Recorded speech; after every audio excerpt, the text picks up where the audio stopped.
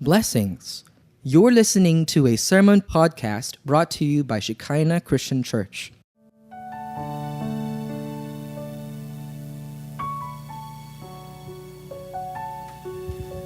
Our scripture reading is from Philemon 8-16. Philemon 8-16. Therefore, although in Christ I could be bold and order you to do what you ought to do, yet I appeal to you on the basis of love. I then, as Paul, an old man and now also a prisoner of Christ Jesus, I appeal to you for my son Onesimus, who became my son while I was in chains. Formerly, he was useless to you, but now he has become useful both to you and to me. I am sending him, who is my very heart, back to you. I would have liked to keep him with me so that he could take your place in helping me while I am in chains for the gospel. But I did not want to do anything without your consent, so that any favor you do will be spontaneous and not forced. Perhaps the reason he was separated from you for a little while was that you might have him back for good, no longer as a slave, but better than a slave, as a dear brother. He is very dear to me, but even dearer to you, both as a man and as a brother in the Lord. God bless the reading of this word. Tayo po'y dumako sa Panginoon sa isang panalangin. Dakilang Diyos, aming Ama, kami po ay nagpupuri at nagpapasalamat sa inyong kagandahang loob na patuloy na ipinamamalas sa buhay ng bawat isa. Salamat sa mga biyaya at pagpapala, pagtutusto sa lahat ng aming mga pangangailangan. Kayo, O Diyos, ang aming Ama na patuloy na siyang kakalinga sa inyong mga anak. Sa mga sumandaling ito, O Diyos, kinikilala namin ang inyong paghahari sa aming buhay. At kami ay nagpapasakop sa inyong mga salitang aming maririnig. Naway mangusap kayo sa puso ng bawat isa, at ito ay tumimo sa kaiputuran ng aming puso at magbunga ng pagbabago para sa kay kaluluwalhati ng aming Diyos Ama. Salamat po. Ito po'y aming panalangin kay Kristo Jesus. Amen. Ang ating pong tatalakayin ay may kinalaman ho sa isang pagsusumamo ng isang apostol sa isang kaibigan. Ang titulo ko, ang title po ay A Gentle Appeal. Isang mahinahong pagsusumamo. At ito po ay hango sa liham ng Apostol Pablo sa isa pong kaibigan na nagngangalang Philemon. At napaka-interesting ng kanyang pakiusap, wika nga. At ito po'y loaded ng tinatawag nating theological themes na sa aking palagay ay magbibigay sa atin ng gabay. Hindi lang naman sa ating relasyon sa Diyos, kundi pati ho sa ating relasyon sa ating kapwa. So ito ho ang ating tatalakayin. Paul was asking for a favor, but not for himself. Hindi ho para sa kanyang sarili, kundi para po sa isang tao. In other words, ito po'y tila baga isang intercession, pagsusumamo para ho sa isang tao. At kanya pong inaddress ito sa isang nagngangalang Philemon. Meron tayong mga Filipino song, folklores, na ang title sa kay Philemon, ewan ko kung siguro dito nahango yan,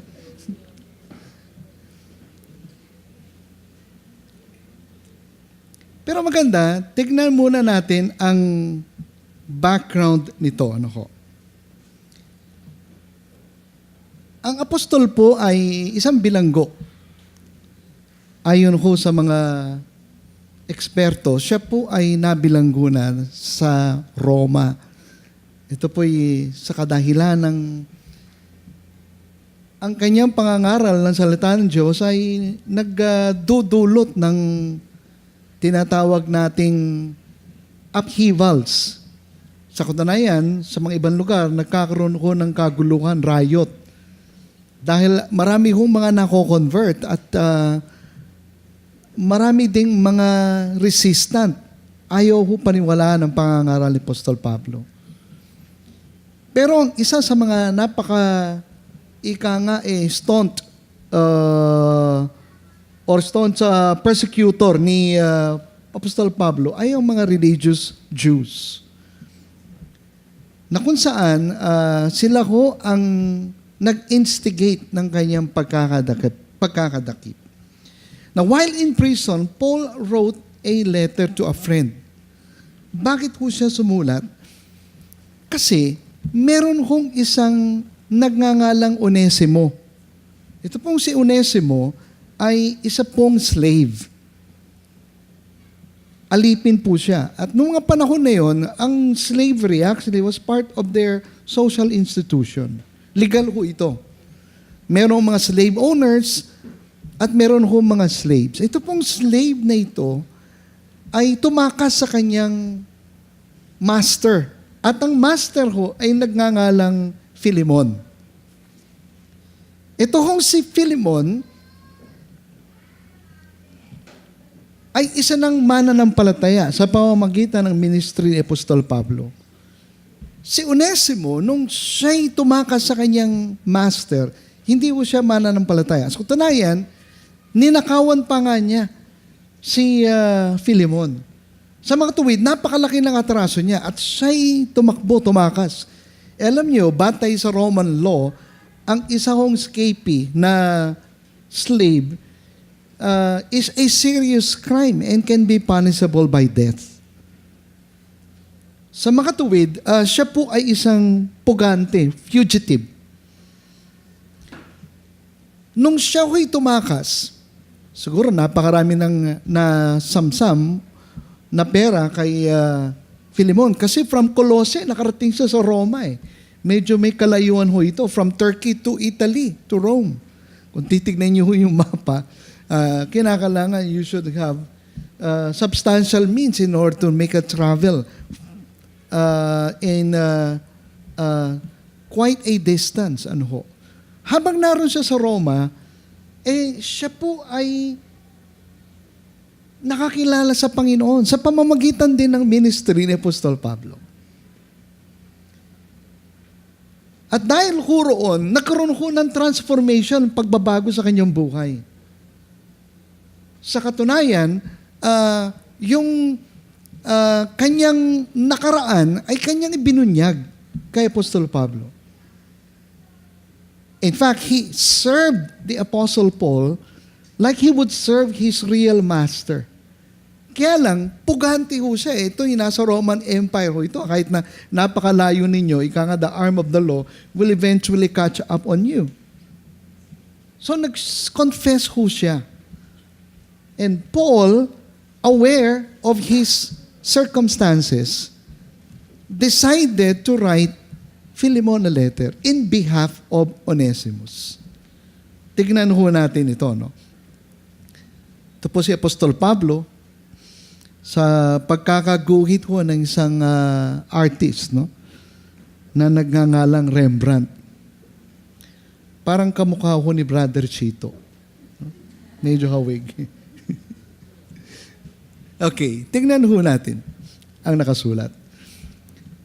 Paul, a prisoner of Christ Jesus, and Timothy, our brother, to Philemon, our dear friend and fellow worker, also to Apphia, our sister, and Archippus, our fellow soldier, and to the church that meets in your home, grace and peace to you from God our Father and the Lord Jesus Christ. Now, this is an interesting introduction.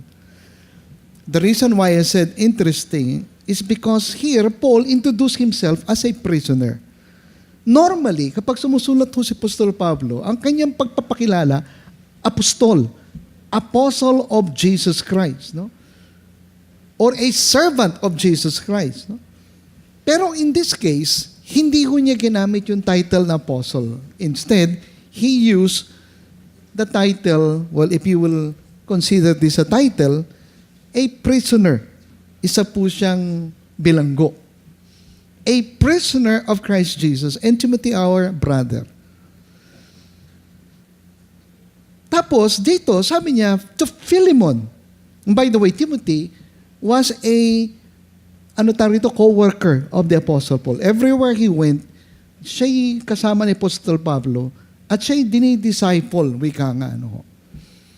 So parang partner siya, co-worker ng ating Apostol Pablo. No? So dito, sabi niya, to Philemon, our dear brother. Medyo parang endearment ho ito eh. Dear brother and fellow worker. In other words, here, he was addressing himself with, or to Philemon as one of his quote-unquote equal. Fellow worker. And to Apphia, our sister. Scholars believe na ito pong Apphia was the wife of Philemon. And Archippus, the son, our fellow soldier. At ito pong si Philemon, Tilmaga, was also a man of means kasi he could host their church or the church to meet in their house. Sakto na yan, noong mga panahon na yun, ang kanilang mga churches ay sa mga takanan. Wala pa ho mga malalaking simbahan, gusali, cathedral, wala hong ganun. They met in the homes of believers. No? Siyempre, alam naman natin na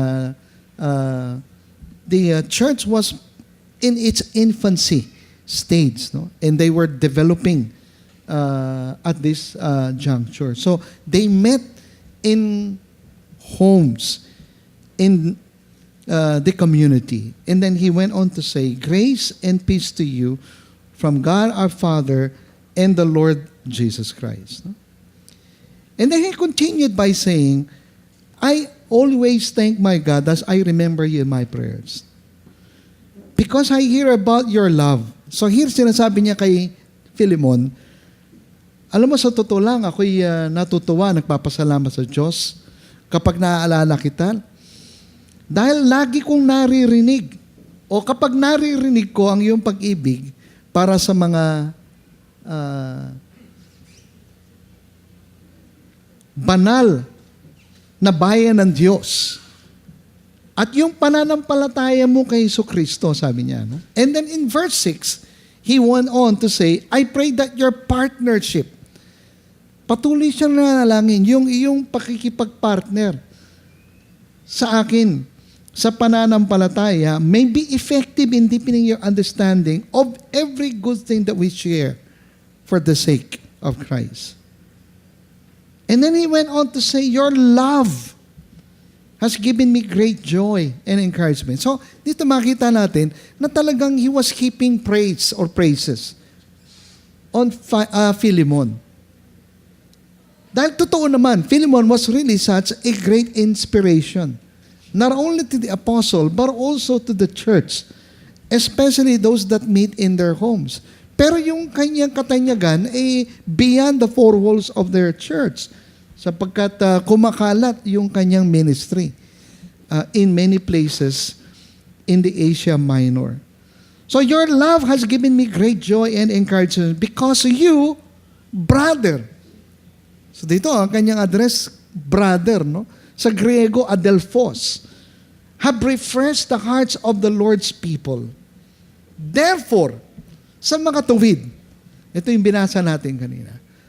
Although in Christ, bagamat kay Kristo, I could be bold. Pwede akong maging bold or authoritative and order you to do what you ought to do, yet I prefer to appeal.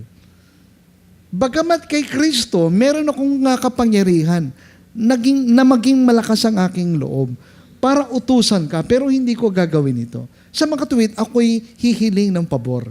Hihingi ako ng favor. Ako'y magsusumamo. Wika nga sa iyo. Yet, I prefer to appeal to you on the basis of love. So rather than on the basis of authority, on the basis of him being, sabihin natin, of high spiritual stature, that is Paul, hindi ho yun ang kanyang gagamiting basihan ng kanyang kahilingan. Bagkus, ang kanyang basihan ay ang pag-ibig. It is as none other than Paul, an old man. Medyo may katandaan na. No? Actually, hindi ko alam kung ilang taon na si Paul dito. Ewan ko kung dual citizen na siya. No? Baka meron na siyang senior citizen card. No? Although some scholars believe that he was actually under 60 years old at the time of the writing. An old man, and now also a prisoner. Ito medyo mabigat yung yung niya rito paggamit niya ng salitang prisoner of Christ Jesus.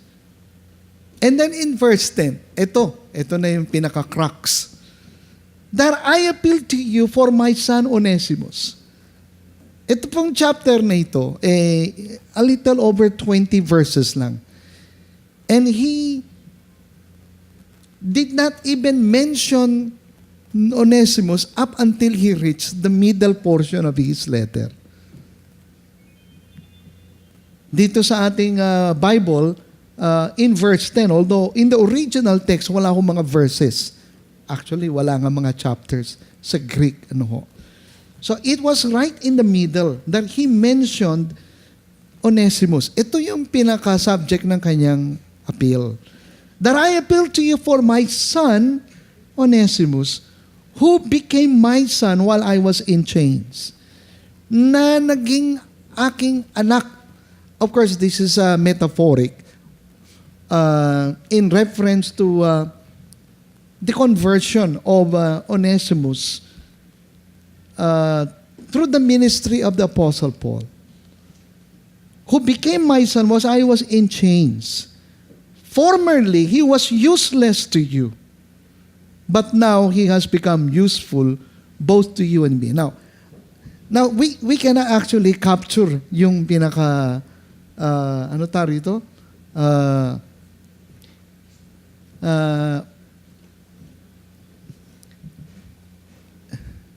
Paano ko ba sasabihin ito? Kasi there is a, parang play on words dito. The word Onesimus, or the name Onesimus, means useful in Greek. Pero, instead na naging useful siya, naging useless siya. Nakita ninyo? Kasi yung mga slaves noon, binibigyan ng pangalan ng mga master. Minsan, binibigyan silang pangalan na useful in hopes na he can truly become useful. In other words, that slaves would live up to their name. Usually, gano'n naman kapag binibigyan ng pangalan, di ba? Usually, you live up to the name. Tama po ba? Diba, ang pangalan mo ay maganda o malakas, mayumi. Hindi ba? Maganda yung mga pangalan natin mga Pilipino. No? Ang hope dan, kinakailangan mag-reflect, or at least it is hope na ma-reflect sa character. No? Ano pa mga pangalan natin dito? No? Pwede natin gamitin. Di magiba. Yan, di ba? Di malanta. Di ba? Di ba yun yung mga pangalan natin nung araw Sa katunayan hanggang ngayon, may mga ganung pangalan pa No? So here, Paul was actually utilizing a play on word, parang literary device. Na kung saan, formerly, he was useless to you. Para ba nga unfortunately, dapat yung kanyang pangalan is useful, talagang ma-reflect sa kanya, pero hindi, naging useless pa siya sa iyo. But now, subalit, ngayon, siya ay naging useful na sa iyo at sa akin. Wow. Andiyan pa ba kayo? Ngayon, I am sending him who is my very heart back to you. Ito medyo mabigat ho ito. Ano? Kapag ang isang tao, fugitive, syempre, vagabond, nagtatago yan. Ano? Can you imagine telling him to face up to his quote-unquote crime? To make it right. To make restitution. Even at the risk of losing your life. Kasi according to Roman law, as I mentioned earlier, he could be executed by stoning or by being cut asunder. Sa katunayan, kapag ikay nahuli habang ikay nagtatago o tumatakbo, talaga napaka-stressful na buhay yan. Naalala niyo yung kwento ni, sino ba ito? Ni Senator Gregorio Honasan. No? Some of you are too young to even remember. Pero during the, 1987, 88, 89, no? He mounted at the very least 7 coup attempts. No? At siya'y fugitive, nagtatago. At lahat ng paraan para siya'y magtago, ginawa niya, nagsuot pa siya ng pambabae. Sabi ho sa kanyang account, para lang ma-disguise niya ang sarili niya. Pero ang kwento niya, ang pinaka-stressful talaga, yung hindi ka makatulog. Parang napaparanoid. Sa gabi, konting kaluskus lang. Talagang ang babaw ng tulog daw niya during the time that he was actually running or in hiding. So can you imagine, Ngayon, sinasabi ni Apostol Pablo, Onesimus, kinakalang bumalik ka.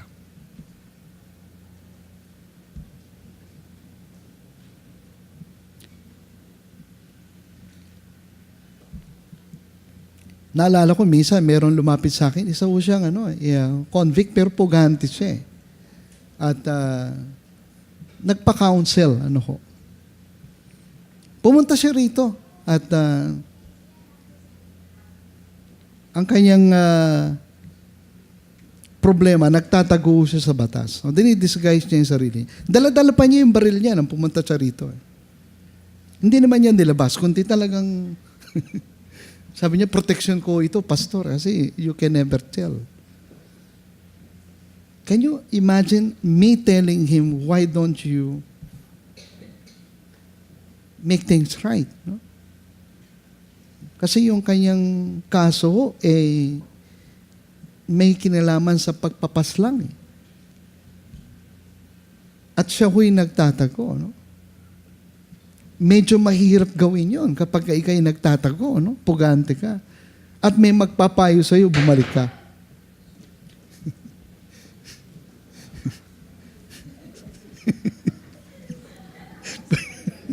Kala ko may nagbabarilan na. Hindi.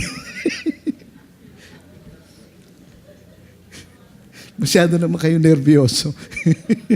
Anyway, sabi niya, I am sending him who is my very heart back to you. In verse 13, sabi niya, kung tutusin, I would have liked to keep him with me. Ayoko sana siyang pabalikin kasi napakalaking tulong siya sa akin. So that he could take your place in helping me while I am in chains for the gospel. But I didn't want to do anything without your consent. So that any favor you do would not seem forced, but would be voluntary. Matindi yung pakiusap ni Apostol Pablo. Para bagang, in fact, kung babasahin natin yung mga few verses kanina, he was heaping accolades and praises.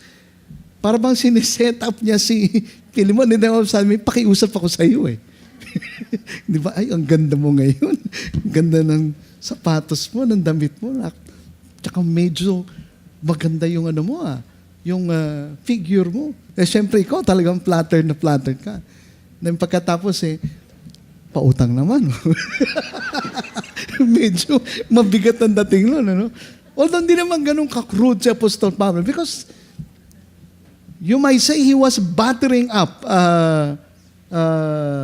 Philemon, pero the truth of the matter is that talagang Philemon was really an inspiration to the saints, to the church. And then here comes the appeal. I did not want to do anything without your consent, verse 14. Kasi I could have kept him. Pwede kong hindi na ipaalam sa iyo na narito sa akin si Onesimus.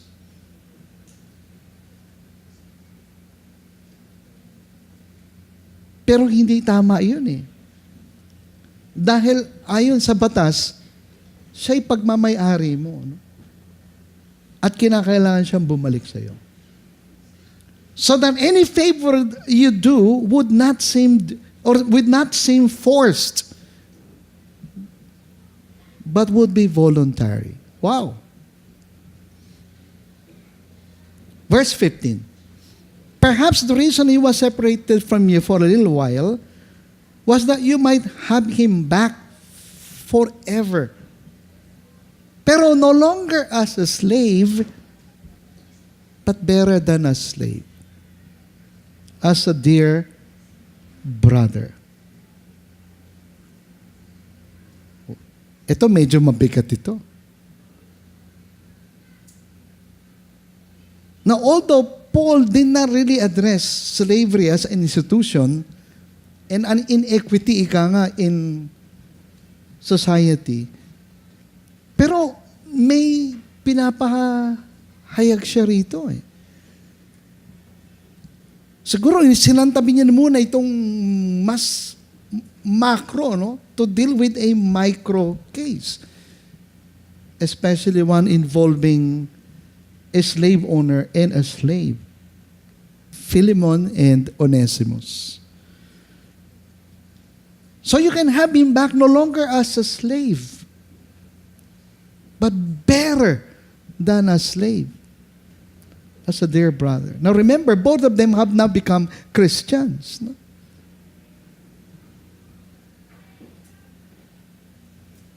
And there was a master-slave relationship existing just as well. Pero, ang sabi ni Pablo, no longer as a slave, but as a dear brother.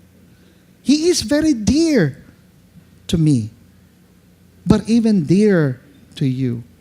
Both as a fellow man and as a brother in the Lord. Pansinin niyo yung word na fellow man and brother. Hindi na yung slave. And then he went on to say, so if you consider me a partner, i-welcome mo siya as you would welcome me. If he has done you any wrong or owes you anything, i-charge mo sa akin.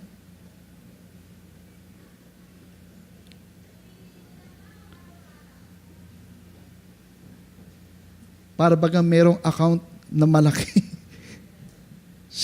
Meron siyang quote-unquote leverage. And the fact of the matter, meron talaga dahil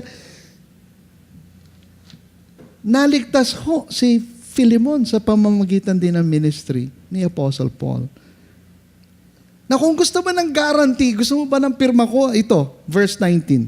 I, Paul, am writing this with my own hand. Ako ang mag-guarantee. I will pay it back. Not to mention that you owe me your very self. Kalimutan na natin yung meron kang malaking utang sa akin. Okay lang yun. Pero mabayaran kita. Huwag kang mag-alala. Mabigat ito. Kakaibang appeal ito Ibang pakiusap ito. I do wish, brother, that I may have some benefit from you in the Lord and refresh my heart in Christ. And then in verse 21, dito siya nagtapos. confident of your obedience. I write to you knowing that you will do even more than I ask. Ganun ang kanyang pananampalataya. Ganun ang kanyang expectations kay Philemon. Hihigitan mo pa itong aking hinihiling. Oh, one thing more. Would you kindly prepare a guest room for me? Because I hope to be restored to you. I hope to visit you in answer to your prayers. Total, pinanalangin mo na bisitahin kita. Maghanda ka ng aking tutulugan. Pupunta ako dyan.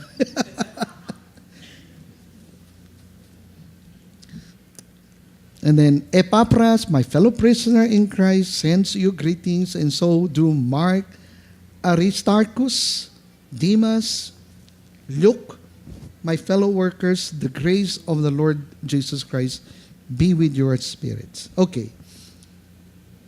So here you have three characters: Onesimus, Philemon, and Paul. Dito po tayo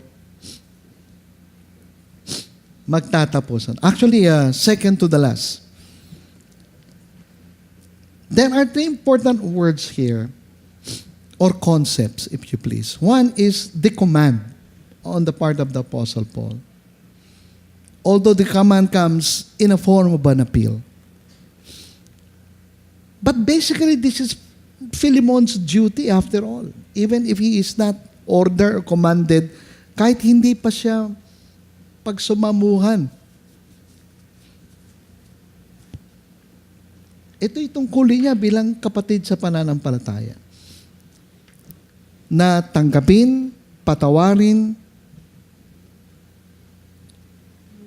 yung nagkulang, nagkasala, wika nga, na kanyang lingkod or alipin. There are a number of themes here that I'd like to highlight, and then with this we will close. Una is the theme on forgiveness, pagpapatawad. Siyempre kung ikaw, slave owner ka, tinakasan ka ng iyong slave, at hindi ka lang tinakasan, ninakawan ka pa, parang double jeopardy yun. Nakaranas na ba kayo ng ganitong klaseng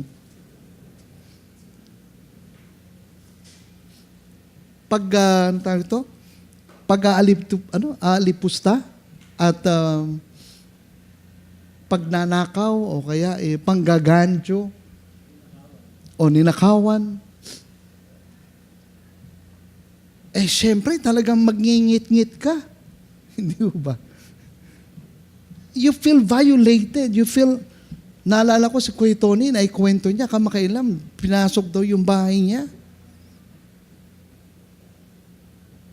At kinuha yung kanyang cellphone at kung mga gamit, may pera, bagamat hindi naman kalaki yan, dahil alam niya si Kuya Tony, hindi naman nag-iimpok ng pera yan sa bahay.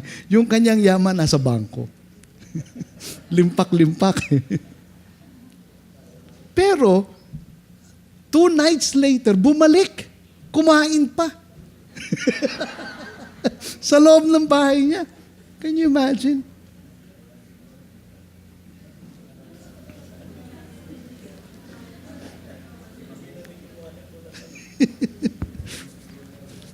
Siguro nasiyahan yung magnanakaw. Kung ikaw, nasa katayuan ni Kuya Tony, anong gagawin mo? No. Siyempre, aabangan mo. Hindi ho ba? Si Kuya Tony talagang a very peaceful man. Alam niyo naman si Kuya Tony. Hindi makikipag-away yun.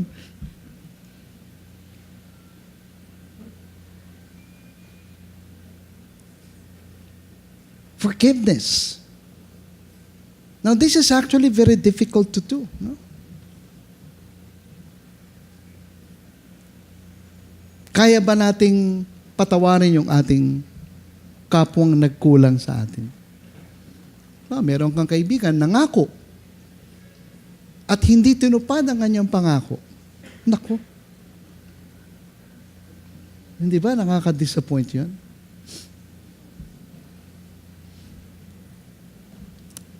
Sige, babayaran kita.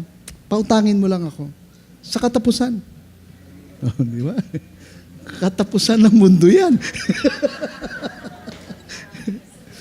Di ba pag nakikita mo, nagngingit-ngit ka, tapos siya pa yung galit pag sisingilin mo. Di ba? Kaibigan, katapusan na, lagpas na, baka naman. Siya pa yung galit. Di ba? Naikwento ko yata minsan dito yung nakalagay sa aming tindahan na lagi naming nakikita ni Mrs. Kapag umuutang, mabait. Kapag sinisingil, galit. Kapag hinahanap, tago. Pag nakasalubong, liko. May gano'n. Nakalagay yun, no? Sa karatula ng tindahan. Sabi ko, okay ito, kukunan ko nga ito, i-post ko sa Facebook. Forgiveness. Huh? Reconciliation. Lalo-lalo on the part of... kasi pag sinabing reconciliation, mayroong katarungan eh. If someone was defrauded, you have to make it right. Tama ba? Kinakailangan ayusin. Ano? Naalala ko, siguro naikwento ko na rin ito, pero matagal na. Yung mga iba hindi pa narinig ito eh. Nung ako'y nag-aaral pa, nung high school, pumasok ako dito sa Rex Bookstore, sa Moraita. Tatrabaho dyan si Ning eh. Bumili akong libro. Pero, on top of the libro na binili ko, meron pa akong isang libro na kinuha na hindi ko binayaran. Sa mga tuwid, sinaplip ko. Hindi pa ako Christian noon. Kinuha ko. That same year, nakakilala ako sa Panginoon. Siyempre, kapag naglalakad ako dyan sa Moraita, at halos araw-araw naaalala ko yung Rex Bookstore. Naalala ko yung ginawa ko, talagang parang aswang na talagang sinusundan ka So one day, nag-devotion ako, nagdadasal ako. Siyempre, kayo nagpe-pray, alam mo naman Pero, naalala ko na naman. So, tinatanggal ko sa aking isipan. Pero laging bumabalik So finally, sabi ko sa Lord, okay Lord, alam ko naman ang gagawin ko Gagawin ko na ho. So bumalik ako sa bookstore. Pumunta ako. One afternoon, sabi ko dun sa sales lady, pwede ko bang makausap yung manager? Ay, busy yung manager Ano ba yung pakay mo? Medyo personal sabihin mo na lang sa akin, i-relay ko na lang. Hindi, medyo personal. Busy, hindi mo makakausap So, kwinento ko doon sa sales lady. Kamakailan, nagpunta ako dito sa bookstore, meron akong sinaplip. Bumili akong libro, pero dalawa yung kinuha ko, isa lip na isa binayaran, isa hindi. Kaya ako bumalik. Nice ko sanang bayaran at gusto kong doblehin yung current market value ng libro. Sabi niya, kausapin mo yung cashier. So, dinala niya ako sa cashier. May sasabihin sa ito. So, inulit ko na naman sa cashier. Sabi ng cashier, teka muna. Dapat makausap mo yung manager. So, punta ako sa room ng manager. Kilala siguro ito yung babae, yung matriarch Kasi nangyari ito, 70s pa Yung mga iba sa inyo, hindi pa pinapanganak no? 1973 nangyari ito, naalala ko pa So, inulit ko sa manager. Actually, she was the owner and the manager at the time. Habang nagkikwento ako, sabi ko, na-realize ko, mali ho yung ginawa ko. Kaya gusto kong ayusin. I want to make it right. Dodoblehin ko na lang ko yung parang part ng aking restitution. Sabi ng manager, taka mo na, dahil sa iyong honesty, hindi mo na dapat bayaran yung libro. Ayun na ang kabayaran, yung pagiging tapat mo. Pinatatawad na kita, sabi ng manager. So nung lumabas ako ng Rex Bookstore, para akong lumulutang sa alipahap.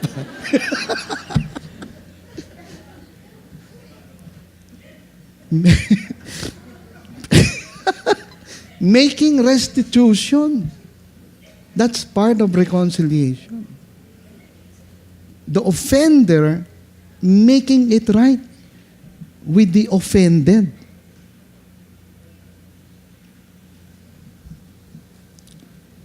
Ito, power. Ito, power issue ito eh. Nakakadalawa na.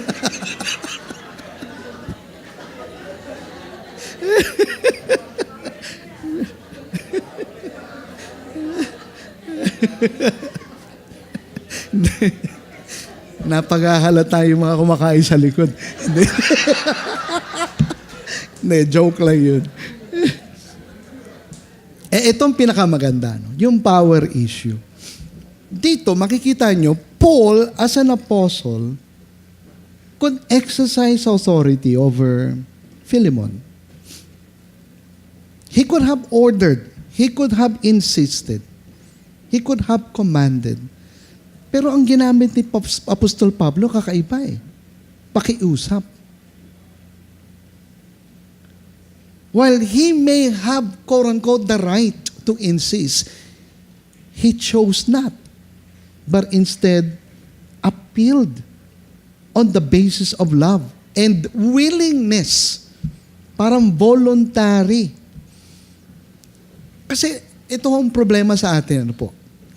Minsan, kapag ikay nasa poder ng kapangyarihan, halimbawa, you can carry your weight around and push people around. Yung iba, sasagasaan mo, you don't really care. O kaya, worse yet, yung mga nasa kapangyarihan, sa halip na huwaran, sila yung nagpapakita ng kalikuan. O kaya, inaabuso nila ang kanilang kapangyarihan. And it can happen even in the family structure. The husband over the wife, the parents over the children. Or it could also be the other way around. A spoiled child, no, over the parents, no. It can also happen in the church. Siyempre, kapag ikay pastor, talagang medyo you can, quote-unquote, take advantage of your position and bully people around. And it happens. Eh ngayon, malapit ng eleksyon. Ano ho? Less than one half year to go. Siyempre, kanya-kanyang jockeying yan, no? In order to get to the top.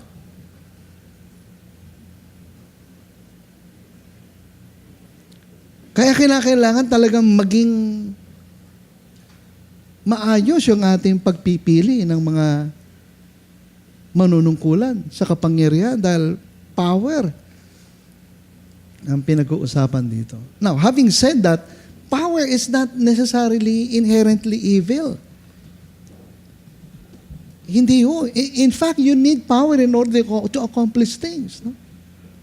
And that is why we elect people to position of power in order that things can be done. No?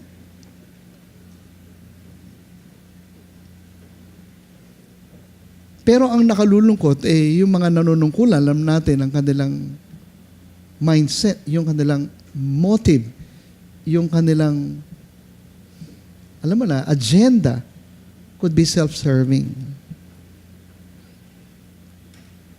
The Apostle Paul dropped the title apostle in favor of a prisoner of Christ Jesus.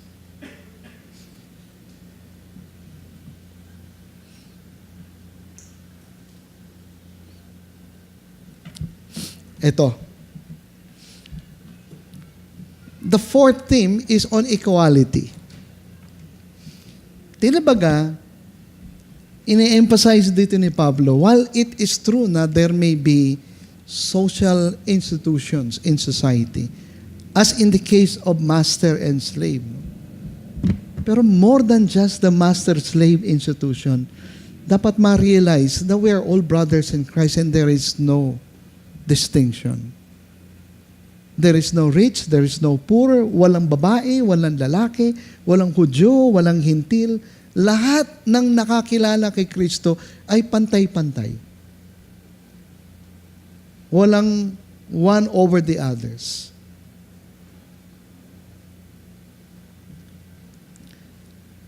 So here Paul is saying, receive him no longer as a slave, but as a dear brother. Matinding ano ho yun? Pakiusap ni Apostol Pablo.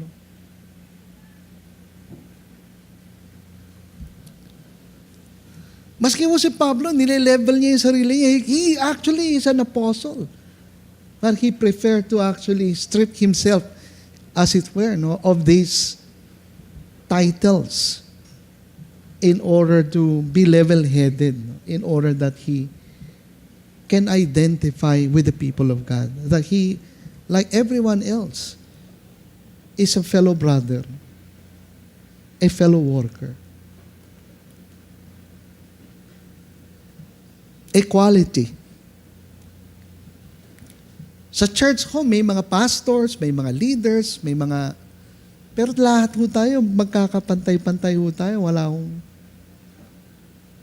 nakahihigit. Amen po ba? Andiyan po ba tayo? Kaya wala akong dapat na, alam niyo na, i-insist, ako ang pastor dito. Ako ang husband.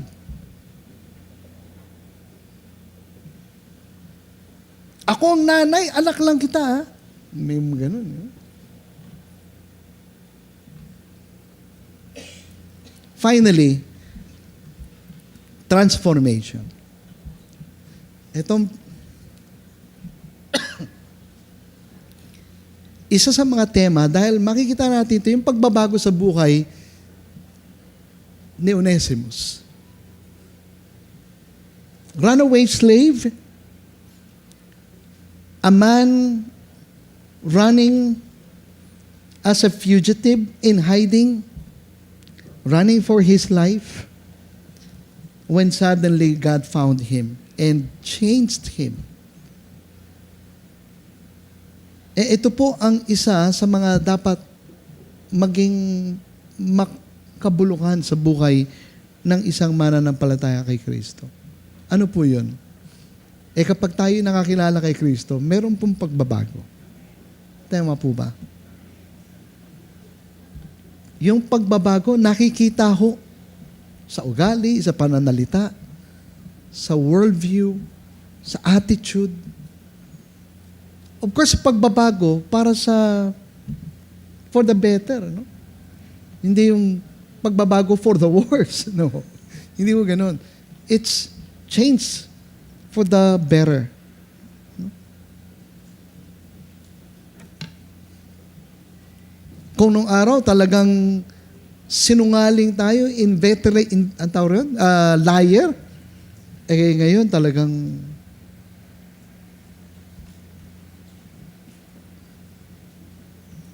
nagsasabi tayo ng totoo, nagsasabi po tayo ng tapat. Kung nung araw, wala tayong ginawa, kundi magtutulog lang at napakatamad natin. Mabuti na lang sa Shekinah, walang tamad. Di ba? Lalong-lalo mga taga-Kabyaw, masisipag lahat yan.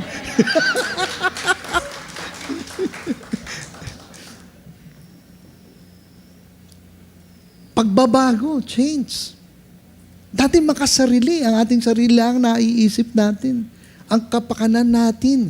Pero ngayon, dahil kay Kristo, yung kapakanan ng iba ang ating iniisip. Paano tayo magiging positive influence, no? Or a positive addition to our family, to our workplace, to our society. Transformation. Hindi lang naman si Onesimo ang nabago pati ho si Philemon. Can you imagine? He had all the right, to punish Onesimus had all the right to order his execution, or he could have actually sold or sell him in the slave marketplace.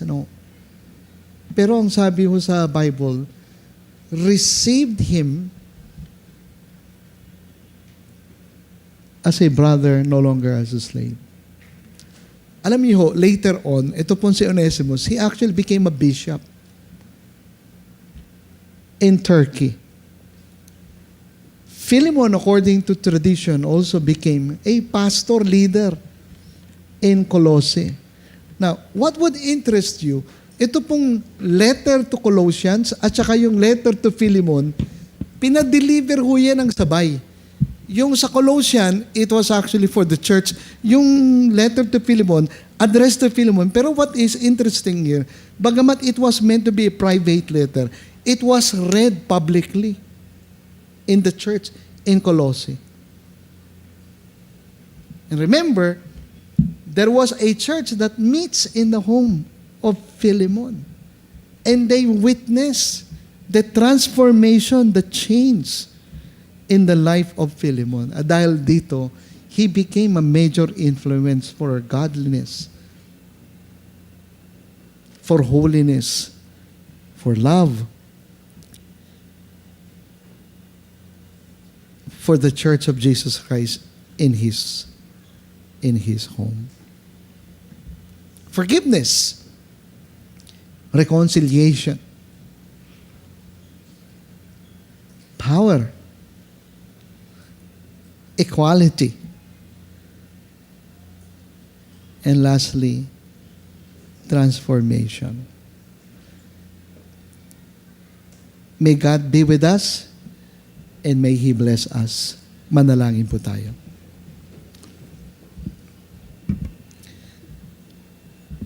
Dear Lord and loving Father, salamat po sa aral na aming natutunan na kung saan kami ay nakasumpong ng kaligtasan at pagbabago kay Kristo. At dahil dito, ang aming makasalanang buhay ay amin ang itinakwil. At aming tinanggap ang bagong buhay kay Kristo na siyang namumuhay ayon sa inyong kabanalan, ayon sa inyong kalooban, mapagpatawad, nakikipagsundo o kasunduan, buhay na pantay-pantay ang paningin sa kapwa. Isang uri ng pamumuhay na responsableng ginagamit ang kapangyarihan saan man kami inyong nilagay. Buhay na sumasalamin ng buhay ng aming Panginoon. Tulungan niyo po kami, O Diyos, na patuloy na tumingkad bilang mga saksi, bilang ilaw o tanglaw kung saan man kami naroroon. Sinasalamin ang ilaw ng sanlibutan na aming Panginoong Jesus. Mangusap po kayo, O Diyos, sa inyong mga anak. Mangusap kayo sa puso ng bawat isa. Naway marinig namin ang inyong tinig. Nais ko ang lahat ay manatiling nananalangin at kung meron pong mensahe ang ating Panginoon sa bawat isa sa atin, ano man ito, tayo po'y makinig at ating pong italaga ang ating sarili sa pagtugon sa kanyang tinig o ano man ang kanyang iniuutos sa bawat isa sa atin. Thank you for listening. If you were blessed by today's sermon, consider sharing this episode with others or subscribe to our channel for updates and new content. Again, thank you for listening and may God bless you.